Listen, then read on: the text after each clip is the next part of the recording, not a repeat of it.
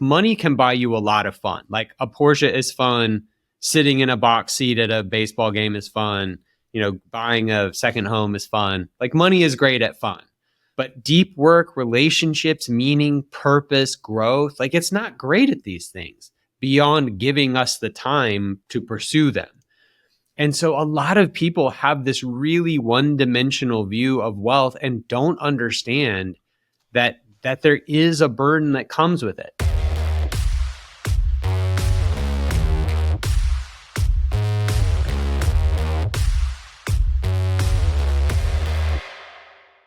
Hey everybody, welcome back to another episode of The Connected Advisor. I'm your host, Kyle Van Pelt, co-founder and CEO of Milemarker. And today we have our first repeat guest on The Connected Advisor. That pleasure goes to none other than the esteemed Dr. Daniel Crosby, Chief Behavioral Officer at Orion, New York Times bestselling author of several books, including his latest, The Soul of Wealth. Well, I don't know if that's a New York Times bestseller, but I'm going to give it to you. And then also the host of the Standard Deviations podcast. Thanks for being our first repeat guest, man. Kyle, when you're good, you're good. So it's great to be back. Absolutely, man. Is Soul of Wealth a bestseller yet? Can we claim that, or am I being prophetic? Oh, it's not a New York Times bestseller. The only New York Times bestseller I've ever had had significant assistance by my co-author, who has a great deal more money than me. So we had a PR campaign to rival any PR campaign, and that helped a lot. So no, not a New York Times bestseller, but selling well. Hey, I love that. Speaking of which, that's one of the big reasons I wanted to have you on as a repeat guest. I shared on LinkedIn. I absolutely loved your book. And I think it was refreshing. I think it was powerful. And I'm really glad that you wrote it.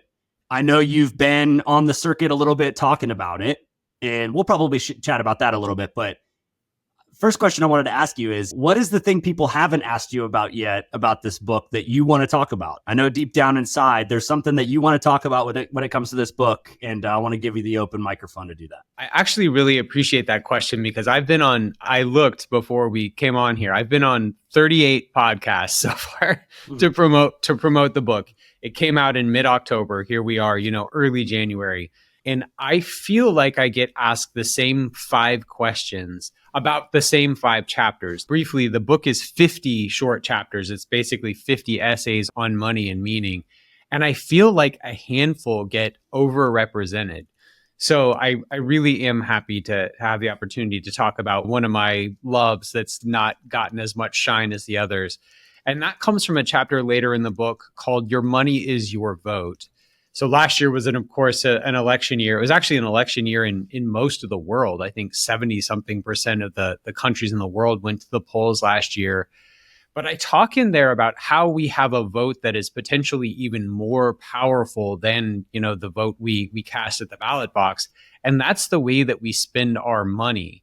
I begin every chapter with an essay, and that chapter talks about a host of civil rights and social movements that have occurred through the ages and how money was always a key lever in those things. If you look at the civil rights push in the US, the Montgomery bus boycott, sit-ins, all of these were financial and economic levers that civil rights activists used to bring about positive change.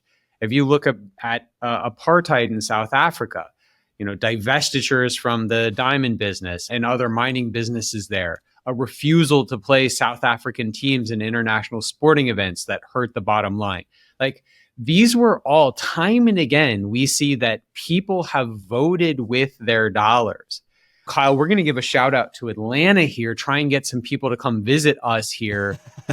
My favorite museum in Atlanta is the Civil and Human Rights Museum that's kind of down by the aquarium and by the World of Coke. And there's this great story in there. When Martin Luther King won the Nobel Prize, the city of Atlanta was going to have this big party to celebrate this win.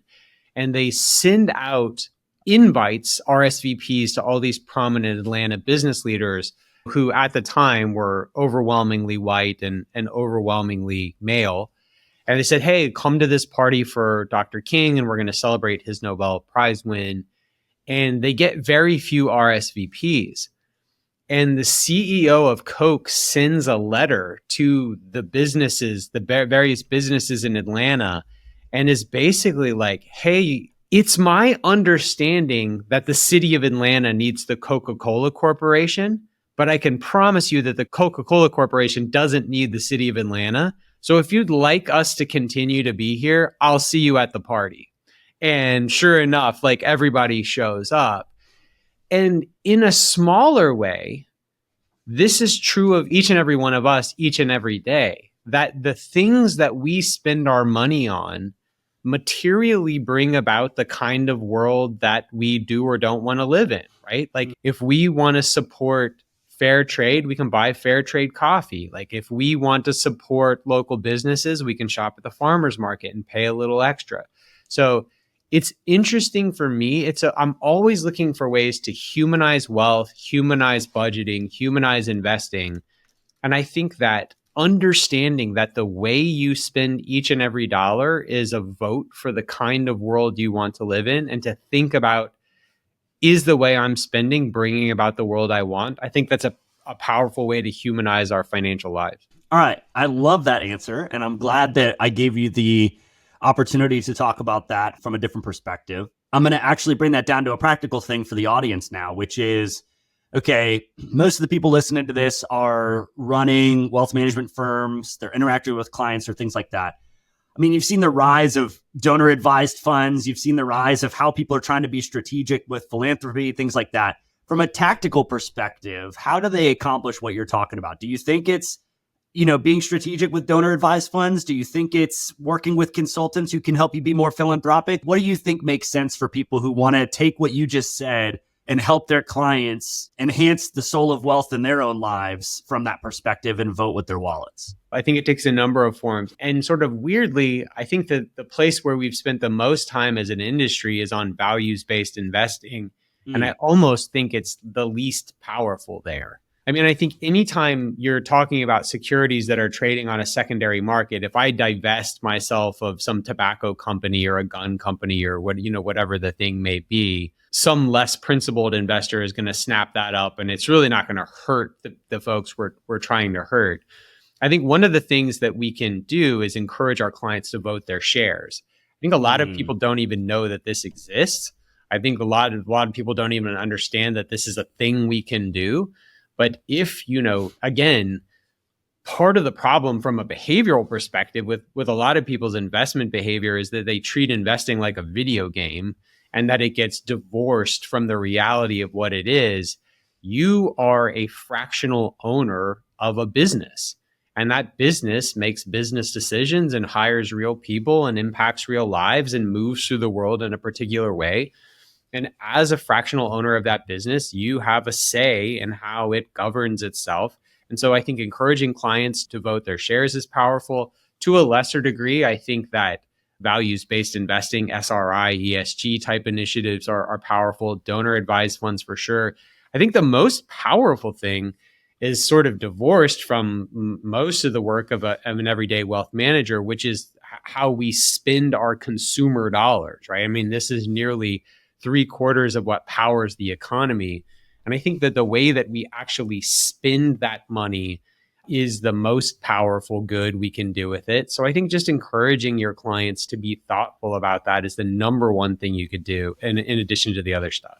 I want to tie a lot of what you do with the behavioral side and something you wrote about in your book with, again, the audience that we work with. So chapter 9 in The Soul of Wealth is called The Burden of Wealth. And I think that one of the things that a lot of people deal with is they strive as hard as they can to become successful, right? And they do all of these things to make themselves be successful, things like that.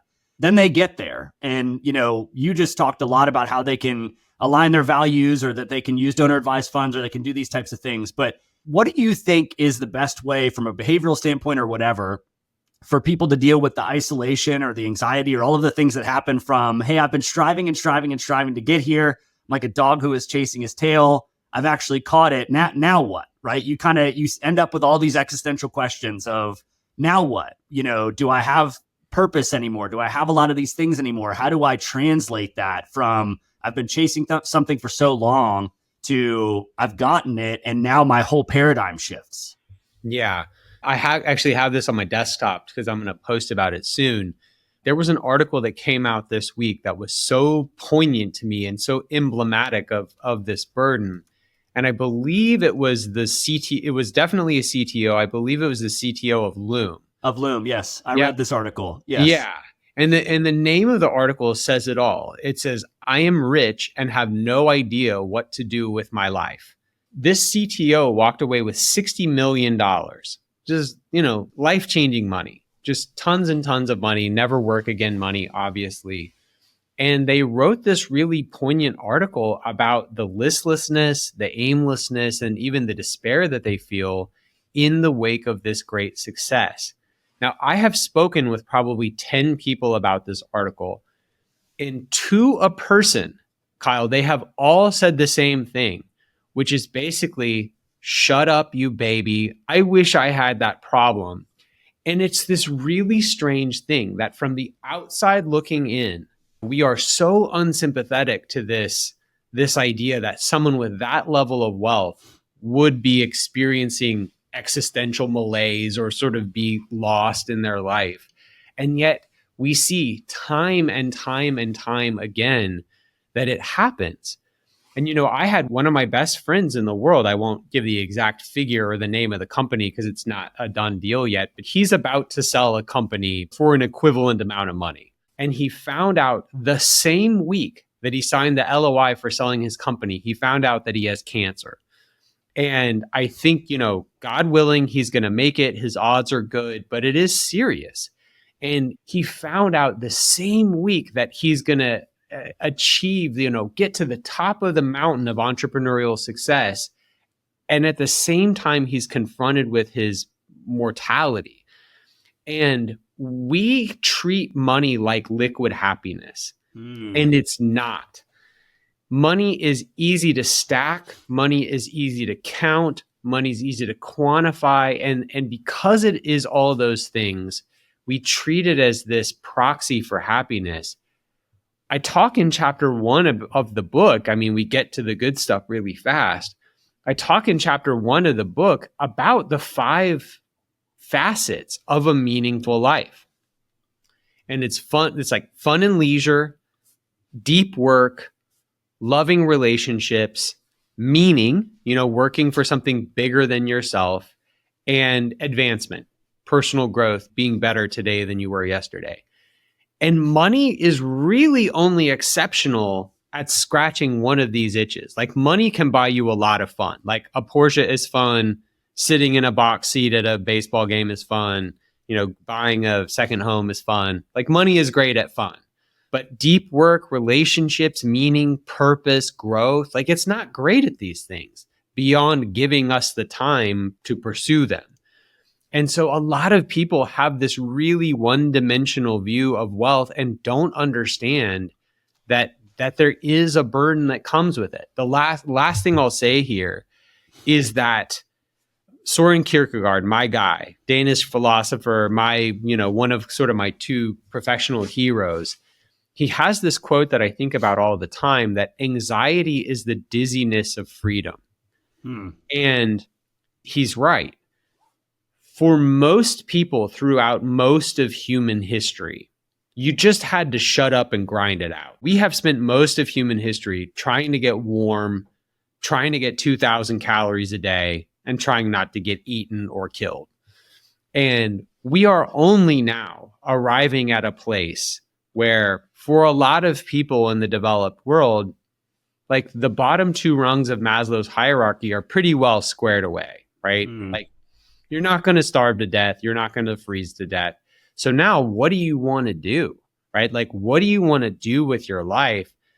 And the idea that money is going to solve every problem, it'll solve pretty much every problem in the bottom 2 rungs, right? Like it'll buy you lots of food and lots of shelter and lots of water.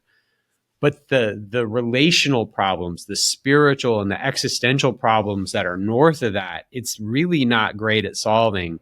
And to treat money as an end-all be-all kind of treats people like animals and says that that's all we need is food and shelter. I love that. See, this is great. You never fail to disappoint when when I ask you questions like this. Never failed to disappoint, bro. That was a Freudian slip. I never failed to disappoint. That's brutal. Dang it, I messed that up, but everybody knows what I meant. Or did I? Who knows? Freud knows. This podcast is brought to you by Turncast. We make game-changing content for fintech and financial services companies. Learn more at turncast.com. Hey, this is Judd Mackerel. Thanks for listening to this show. I just wanted to ask you one question. What's your technology and data strategy for 2025? If you can't clearly answer that question, I'd love to talk. We are spending some specific time with select firms to really go deep and help you clearly answer that question. We believe that it's one of the things that often holds back firms from really achieving their potential, from really achieving growth, and really getting a lot of the things in the position that they need to be. The things that are holding up the way that you scale, like your workflows, how you manage data around your revenue, how you report all of that to your advisors, and getting clarity in all those things. I'm sure there's a lot of very specific things to your business that are really important as well, and we'd love to talk about that. If this is interesting to you, hit me up with an email. My direct email is jud@milemarker.co, and I'd love to hear from you, hear what you're working on, hear what your strategy is, and see if there's an opportunity for us to help you get more clear on that strategy in 2025. Thanks. So I want to take a little bit of a left-hand turn and ask you about something that ties into what you were just talking about and something I've been thinking about for a while. So, with the rise of social media, but maybe the rise of influencer stuff, everybody's so interested in trying to have clout or cachet online. How many followers do I have? How many likes do I have? Everybody's sharing the highlights of their life on social media. And this concept that I've been thinking about a lot recently is how to have the most impact in my zip code rather than having a huge impact online. And I think everybody wants to try to change the lives of 500,000 people or 5 million people, and if they're going to get meaning from that. And so tying back to what you were just talking about in chapter 1 of your book and things like that, having healthy relationships and those types of things. When you think about the phrase of impacting your zip code and the people that you're probably going to see face to face on a regular basis, and you might share the non-highlights of life with or things like that, how can people better impact 50 people in their zip code or 100 people in their zip code as opposed to trying to impact 500,000 or more online with some sort of digital presence? Yeah. So I'm going to pull something from the book. So it's from a chapter called Money is a Tool, but No Tool Fixes Everything. And the quote from the book is, "The belief that money is a tool that solves every problem is so hard to shake because it is riddled with half-truths. Money can't buy us happiness outright, but it can buy us the absence of misery. Money can't buy us love, but it can buy us chocolate and roses. Money can't buy us purpose, but it can buy us time to reflect on the meaning of life." And so I think the rise of influencer culture is rooted in a sort of half-truth. And I think a lot of times we have sought out these counterfeits for the real thing, or a half-true version of the real thing. If you go back to an Accenture study from a couple of years ago about what people are looking for from their financial advisor, the number one thing that people were looking for in this Accenture study from their relationship with their financial advisor was to be understood, was to be seen. That to me is the ultimate human driver, right? Like the what we all want is to be seen and understood and loved. That's the number one thing we want. Now, having 1 million followers on Twitter or having a big YouTube presence, getting lots of likes, getting the dopamine of lots of likes on a funny thing we say online, that has the semblance of that. It has the semblance of love. It has the semblance of being understood and being seen. But I think it doesn't have the essence of that thing. And when you think about it, 99.999% of us will be forgotten to history, except for the handful of people in our family, mostly, and then, some in our zip code that we can impact. And so I think there's a realization that is simultaneously depressing and empowering, which is like, look, I'm going to die one day and no one's going to remember what I did. Like no one's, I'm going to write all these books. I'm going to do all this work. You're going to, you're going to co-found and lead this company. And in 100 years, no one will care, except for the people in our immediate proximity, where our actions and our love and even the financial legacy that we leave them day to day will reverberate for generations to come. So I think the reason that we see this rise of influencer culture, and I mean, there's all kinds of studies on this. They've shown, UCLA does a big study on this kind of like, what do you want to be when you grow up study? And it used to be that people wanted to be doctors and lawyers and engineers. And now overwhelmingly, the number one thing that young people want to be is a YouTube influencer, is to be a YouTube influencer. And I think it is born out of a sort of misguided pursuit of this fundamental human desire we have. But your focus is the true focus. Your focus on being good to the 5 people around you, or, the people in your zip code, is really all the good we can kind of hope to do in sort of a long lasting way. I think a lot about too, that I know this is kind of towards the end of what you said, but it's indicative that the number one job most young people want now is to be a YouTube influencer of everything you just said.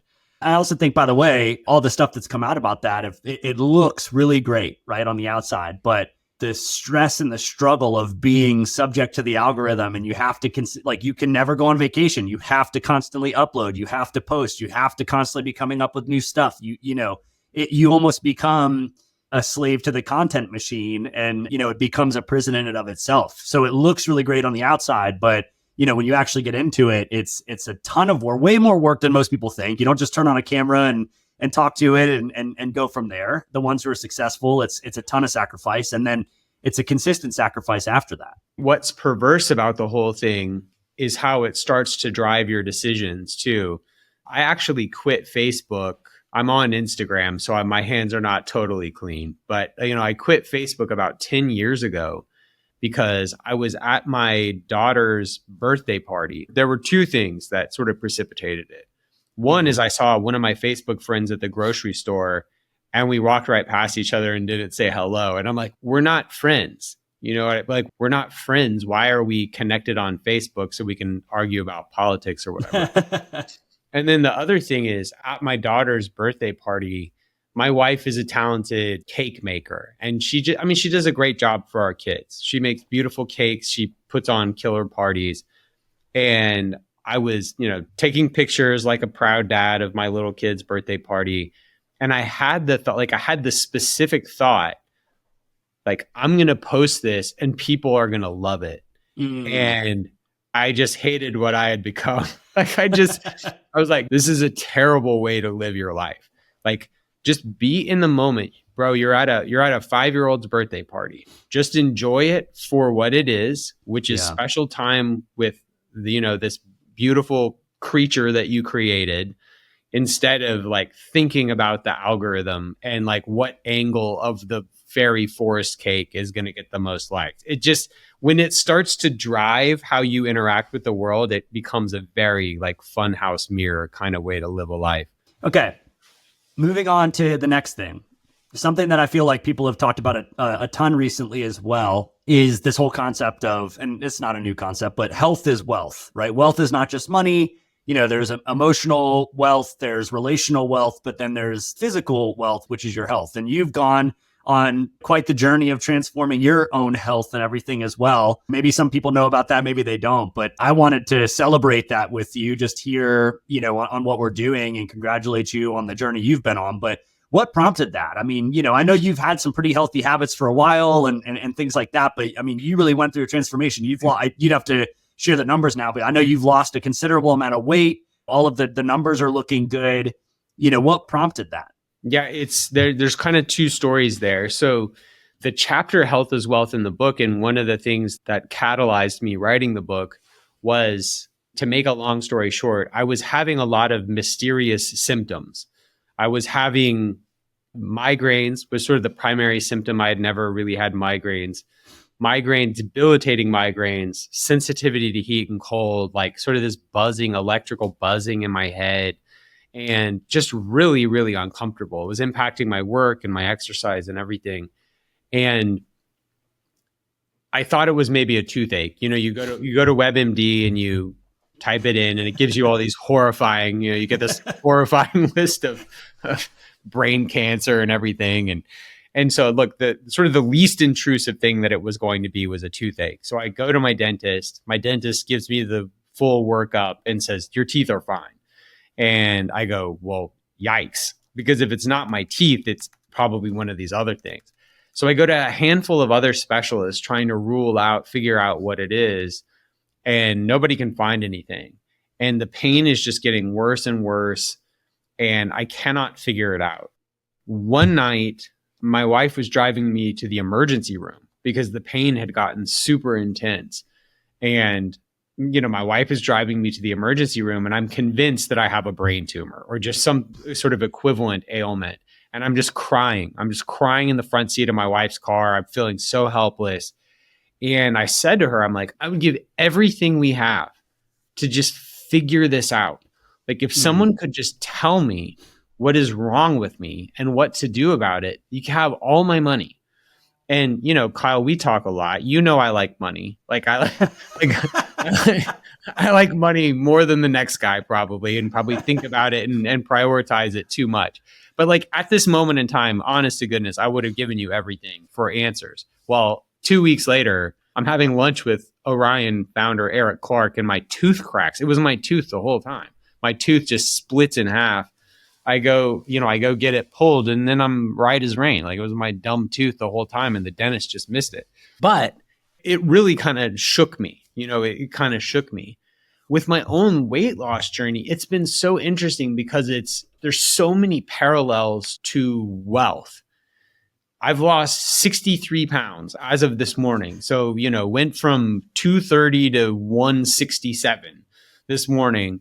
And what's crazy is I had worked out 7 days a week for a decade. And so I had told myself all of these things like, well, bad genes, you're middle-aged, bad luck, because I wasn't aware of what I was putting in my mouth, And when people see I've lost this much weight, first of all, they always assume it's drugs because we are, everyone's like, you get the Ozempic because we are living in that era.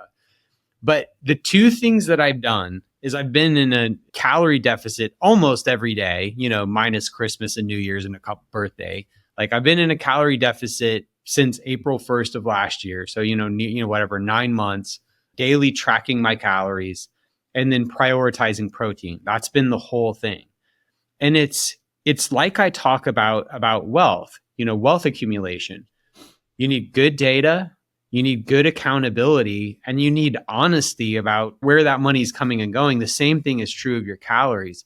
So it's been interesting to me when people get wealthy, right? People always assume it's some grand thing. Well, for most wealthy people, it's sort of millionaire next door stuff. It's driving a modest car, saving a little money every 2 weeks and investing it and leaving it alone. The same thing has been true of my health journey. I don't work out any more than I used to. People think I'm like running for 4 hours a day or something. I'm not. It's just greater accountability, greater transparency. And so I think there's a ton of analogs between health and wealth there. Congratulations, by the way. Thank 63 you. pounds is no joke. And Yeah. I mean, I know this is probably a softball question, but taking that moment that shook you to lead you into this. But again, I've always known you to be somebody who had healthy habits, maybe outside of the eating. You were working out, you would walk a ton, you do all these things. But now losing the weight, all of that type of stuff, do you see or feel a noticeable difference in energy and all of the things that people care about? Or what types of benefits have you seen from doing all of that? It's another thing that I think relates a great deal to wealth. There's some stuff that's better, right? Like just in the same way that having more money in some ways is better than having less money. Like, yeah, I like the way my clothes fit a lot better. I like the way I look in pictures a lot better.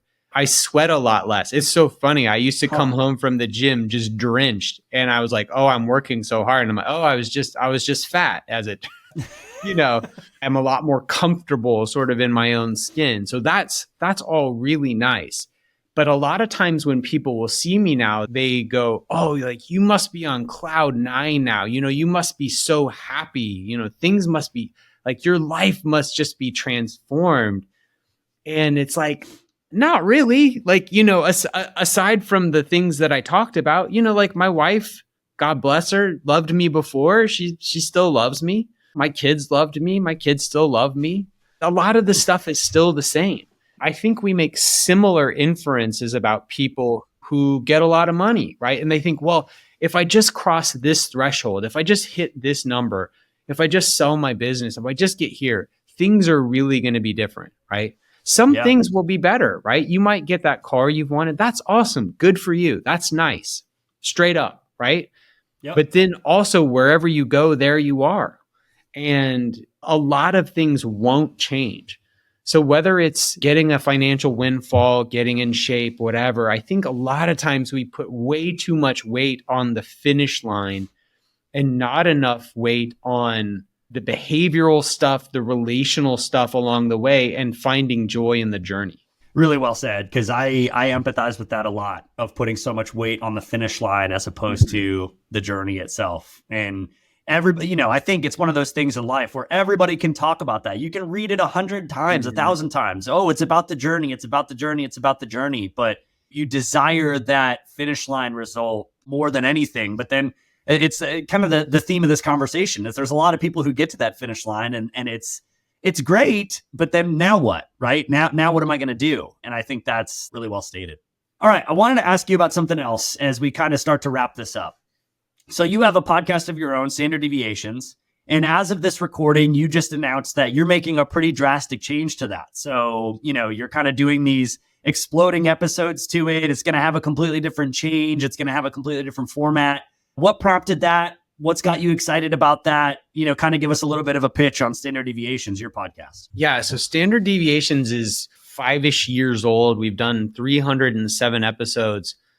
Most people agree that the greatest episode of all time is Kyle Van Pelt on Standard Deviations. That's sort of well understood. But it's been a blast, and I've learned a ton, and it's been my privilege to sit with some of the best and brightest in our space and learn from them, and it's been a joy.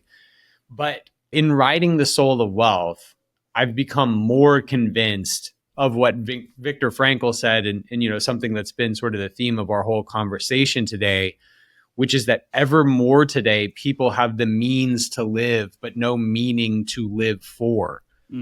If you look at the world, when the US was founded, 85% of the world was living in poverty. Crazy. In the late 1700s, 85% of the world was living on what is today, $2 or less a day. Today, that number is like 8.5%, which is still too high. That's still a lot of people. But my goodness, the rise of the global middle class, the things that capitalism has done to raise all boats in the world and, democracy and capitalism have done is just incredible. And so we have a more affluent worldwide populace than at any time in human history. And yet at the same time, in the developed world, we have this mental health crisis. We have deaths of despair, deaths from overdose and self-harm reaching catastrophic levels. We have nearly 80% of Gen Z saying they're lonely, right? We've got we've got all the sort of fallout from social media with young people and all this. So we have this crazy problem of this unprecedented abundance and an accompanying unprecedented level of disconnection and despair. So this year on Standard Deviations, I'm doing weekly episodes, and they're going to be 10 to 15 minutes in length, and they're going to be about some part of finding meaning and purpose in your life. And they're going to be around for 1 week, and then I'm going to erase them. Because, another thing that I'm sort of on a soapbox about is that there's just sort of all this content, there's all this stuff floating about in the ether, and we think that we can just sort of ignore it or get to it later. And I want people to approach life with a sense of urgency. I think that's critical. And, we're going to We're going to do a similitude of that by having people approach the podcast with some urgency. Like you can listen and get some good stuff, or you can miss it. And it's kind of like life that way. Yeah, I love that. I think it's super interesting too, because it also shows where your motivation is on that. Because, a lot of people are trying to have some sort of SEO component of this or discoverability or things like that. And I know you've got 5 years of SEO and things along the lines with that, but I think it's cool that you're like, that's not the motivation here, right? The motivation is to share something that's going to help people, within that week. And it isn't evergreen. You're kind of bucking against the evergreen content philosophy. Well, the content, the ideas are evergreen, but they're not going to stick around forever. And, we have a mutual friend who's a marketing expert in the space, and she was very pained by this approach and has was commenting on my post like, why would you do this? But look, we're having fun in 2025, Kyle. We're having fun, and we're going to see how people like the exploding episodes. I love it. 2025, the year of fun, everybody. Yeah, let's get weird with it. 2025, let's get weird. This is the motto. I love it. Okay, so one thing we started doing after your first episode that I don't think we did with you, I can't remember, is we do this thing called the Milemarker Minute, where we ask a series of lightning round questions. And, the goal is to have all of the questions answered in a minute. So they should be pretty quick, pretty pithy. And it's a good way to be lighthearted as we end the show. So you ready for the Milemarker Minute? Let's go. Okay. If you could travel anywhere in the world that you've never been to before, where would you go? Japan. Japan. I love it. That seems to be a really popular answer lately. Do you prefer the beach or the mountains? Mountains. Easy. What is the best book that you read in the last 12 months or listened to? Neverwhere by Neil Gaiman. Oh, Neil Gaiman's great, man. So you live in an alternate universe. You are not chief behavioral officer. You're not a psychologist. What type of career do you think Daniel Crosby would have in an alternate universe? I'm the catcher for the St. Louis Cardinals. There you go. I love it. All right. And then my final question for you is, do you think Taylor Swift is good or bad for society? She's oatmeal. She's great answer. I love it. Vanilla. Man. She's vanilla ice cream. She's oatmeal without seasoning. Excellent answer. I love it. That's it, man. That is the end of the Milemarker Minute. I thought this conversation was awesome. Congrats on the book. Congrats on the weight loss. Yours is probably the best book that I read in the last 12 months. No joke. And I thought it was really well done. I thought it was a different approach from you. And, everybody should go pick up a copy if you haven't already. But thanks so much for coming on again. Yeah, my pleasure, man. Have a great new year. Absolutely. You too. All right, everybody, that's been another episode of The Connected Advisor. Please make sure you click follow or subscribe wherever you're listening or watching this. And if you'd be so kind as to give us a review on the podcast so other people could find conversations like the one we just had with the good doctor. But until next time, enjoy every mile.